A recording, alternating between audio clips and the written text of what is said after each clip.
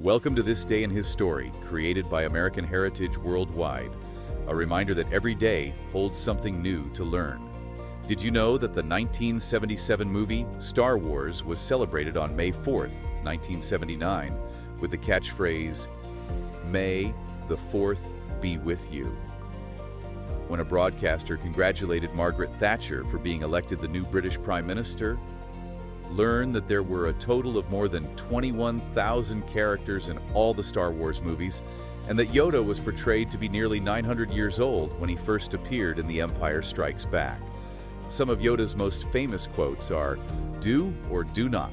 There is no try," and "Patience you must have, my young Padawan," and "Truly wonderful the mind of a child is."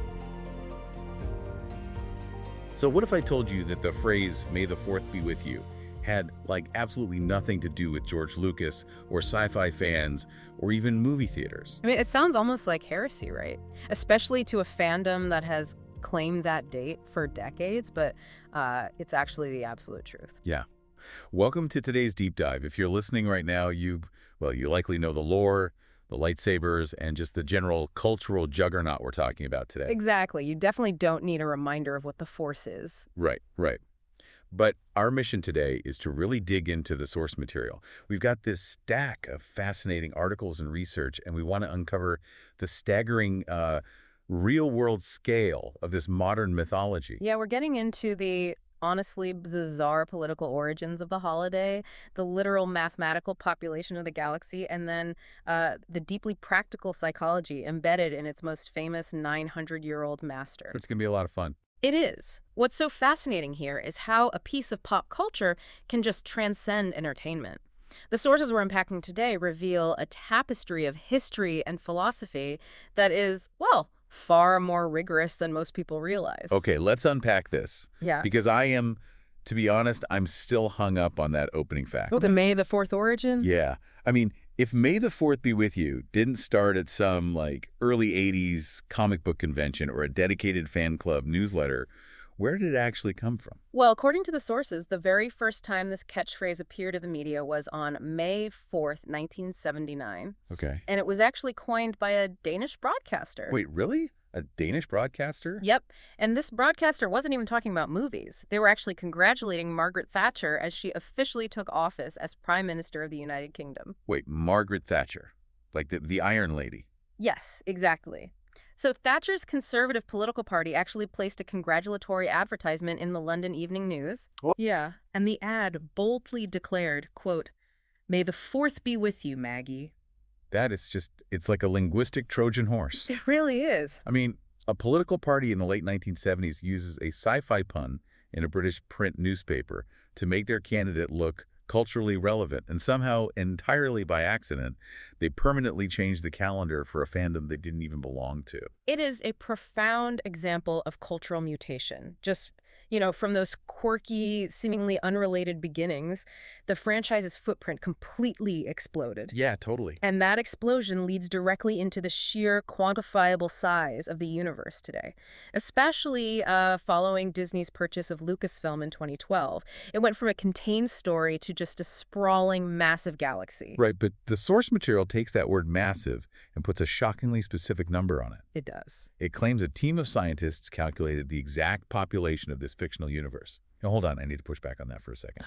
How does a team of scientists even begin to calculate a fictional population? I mean, are they counting background extras in the cantina or just named characters? How does that work? So, according to the source, in 2016, this team of scientists methodically analyzed the data and calculated that there are exactly 21,647 characters across all the movies. Wait, 21,647? Exactly that many, yes.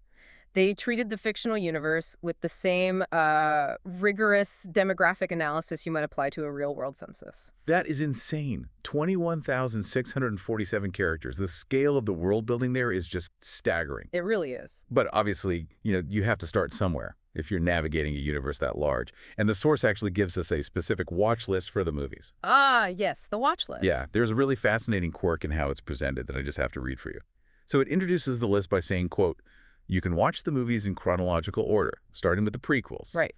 And then it lists A New Hope, 1977, The Empire Strikes Back, 1980. Return of the Jedi, 1983. Wait a second. It gets better, doesn't it? It really does. Because it says chronological, starting with the prequels, but then it starts with the original 1977 release. Yep. Then, after the original trilogy, it lists The Phantom Menace from 1999, Attack of the Clones from 2002, Revenge of the Sith from 2005. It's all over the place. And then it just drops in The Clone Wars, the 2008 animated series. Yeah. Right in the middle. Naturally. And then it jumps to The Force Awakens in 2015, Rogue One in 2016, The Last Jedi in 2017, Solo in 2018, and finishes with The Rise of Skywalker in 2019. It is quite a unique hybrid of release date and chronological order.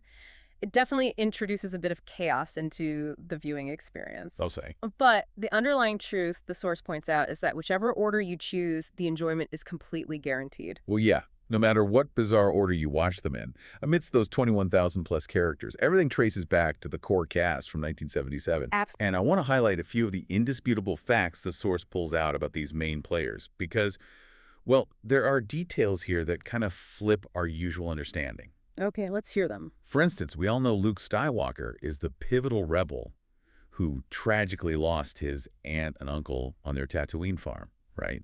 And he was trained by Obi-Wan and Yoda. Right. The classic hero's journey. Exactly. But let's look at his twin sister. Princess Leia. Yeah.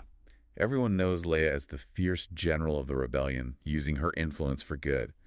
But what blew my mind in the source material is her academic record. Oh, this is a great detail. Prince Leia canonically holds a PhD. And she earned that doctorate at just 19 years old. A 19-year-old PhD leading a galactic rebellion.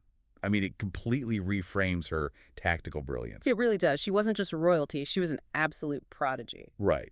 Then, of course, you have Han Solo and Chewbacca.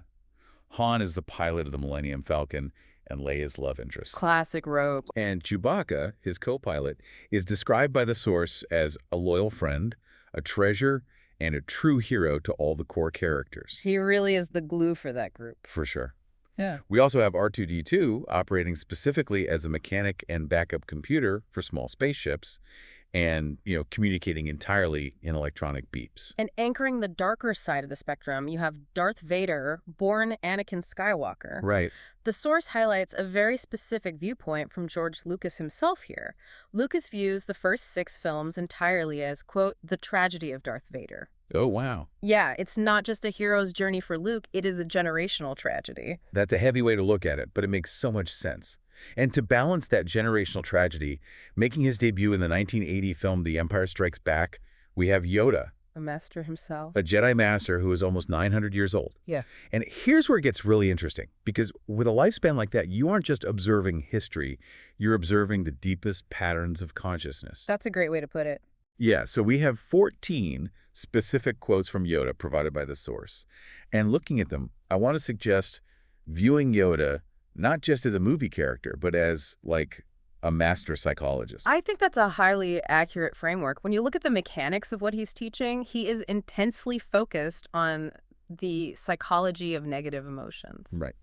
Take his quote, "Named must your fear be, before banish it you can." Yes. That is literally the foundational mechanism of modern cognitive behavioral therapy.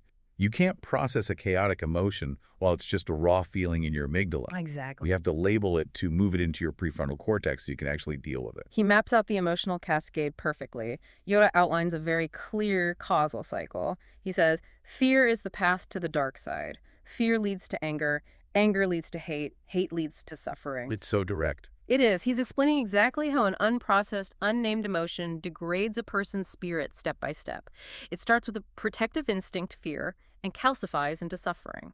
And he issues such stark warnings about letting that cycle even begin. Like, once you start down the dark path, forever will it dominate your destiny. Consume you it will. Right. And then this one, which honestly gives me chills. When you look at the dark side, careful you must be, for the dark side looks back.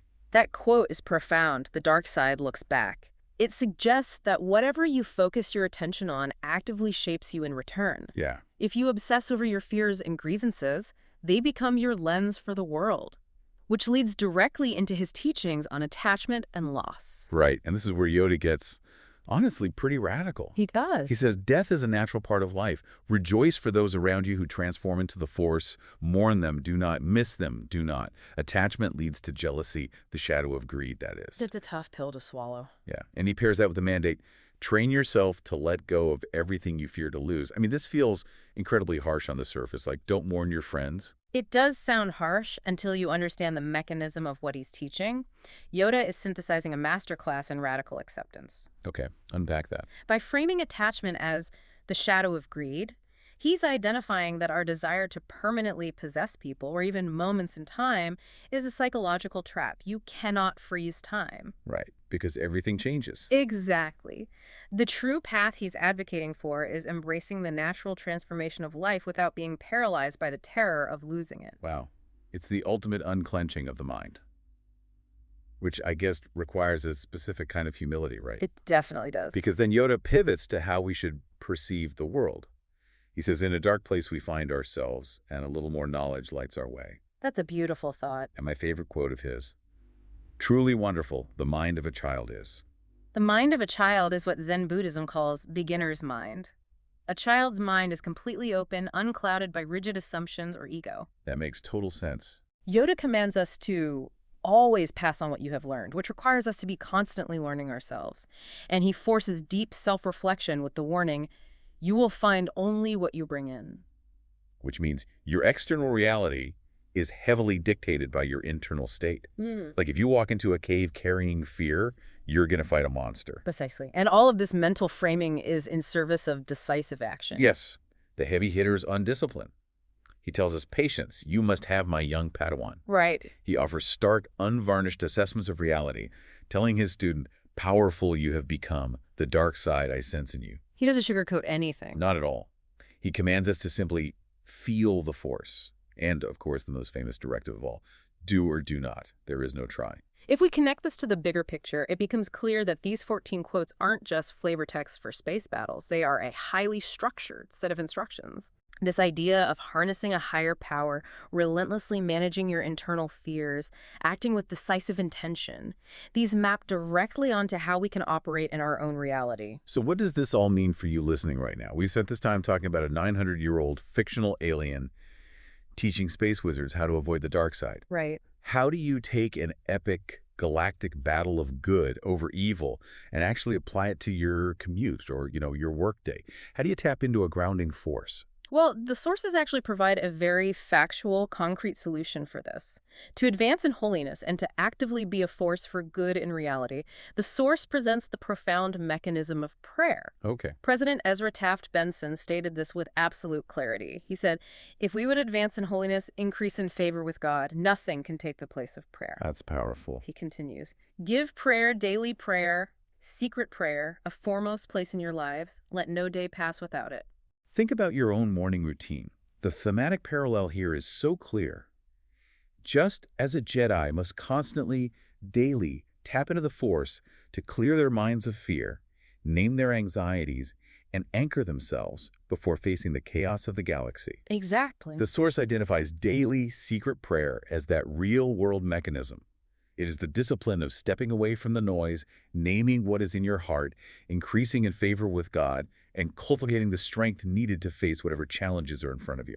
And the key word Benson uses is daily. Right. It is not a one-time event. It is a relentless, ongoing practice to ensure that your actions are driven by light rather than consumed by the fear Yoda warned about. And while we embrace that deep spiritual takeaway, we also have to remember the sheer joy of this universe. Absolutely. I mean, the Source warmly recommends that to celebrate Star Wars Day, you should absolutely throw on one of the movies. Just enjoy the spectacle. I would recommend it. There's even a fun 1-minute and 17-second Lego Star Wars episode mentioned in the sources that might just remind you of your own Star Wars Legos sitting in a box somewhere. That's great. It really has been a remarkable journey we've taken through the source material today. It has. We started by uncovering the bizarre 1979 political newspaper ad for Margaret Thatcher that accidentally birthed a global holiday. Still can't believe that. I know.